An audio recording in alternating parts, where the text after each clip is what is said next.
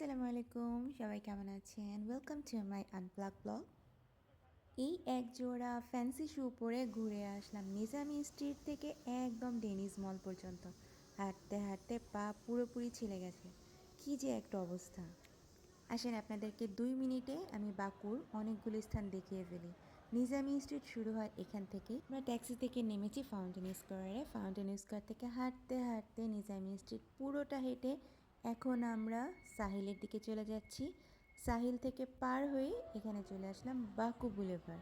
সেখানে যেয়ে দেখি ক্যান্ডি ফেস্ট হচ্ছে। এটা এত কালারফুল, এত কজি, এত নাইস লাগছিল আমাদের, কিন্তু প্রচুর ঠান্ডা ছিল সেদিন। ক্যান্ডি ফেস্টটাও ছিল অনেক বড় একটা জায়গা জুড়ে, সেখানেও হাঁটতে হয়েছে অনেকখানি। আমার পা ছিলে রক্ত বের হয়ে যাওয়ার মতন অবস্থা। যাই হোক, আমি একেবারে ফুটেজগুলো রেখেছি উইথ সাউন্ড, আপনারা এনজয় করেন। এই হচ্ছে বাতাসের নমুনা, দেখতেই পাচ্ছেন জামা কাপড় উড়ে একাকার। তারপর এখানে অনেকক্ষণ আমি এনজয় করছিলাম ফ্লাওয়ারগুলো। কি যে নাইস নাইস কালার, ল্যাভেন্ডার ছিল সেখানে। তারপর হাঁটতে হাঁটতে লিটল ভ্যানিসের কাছে চলে যাই এবং সেখানের দৃশ্য তো কী আর বলবো, মানে অ্যামেজিং ভিউ উইথ উইন্ড।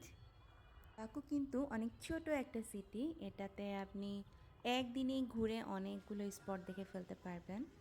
আমি চেষ্টা করেছি আজকে একদিনে অনেক কিছু আপনাদের দেখিয়ে ফেলতে, যদিও বাইরে থেকে, কোনোটারই ভিতরে দেখাবো না। এটা হচ্ছে কার্পেট মিউজিয়াম, খুবই নাইস। এটা দেখতে অনেক অনেক পর্যটক আসে প্রতিদিন। এখান থেকে একটু সামনে গেলেই হচ্ছে ডেনিস মল। চলে আসলাম ডেনিস মলে, এবং ডেনিস মলের ভিতরটা খুবই নাইস, আমার খুবই ভালো লাগে। আমরা উপরের ফ্লোরটাতে যেয়ে, যেখানে ফুড কোর্ট আছে, সেখানে বসে খাওয়া দাওয়া করি এভরি টাইম। খাওয়া দাওয়া শেষে এই যে ট্যাক্সির জন্য ওয়েট করছি, এটা হচ্ছে ট্যাক্সি স্ট্যান্ড। ডেনিস মলটা রাতের বেলা খুবই নাইস লাগে, অনেকটা সিডনির অপেরা হাউসের মতন।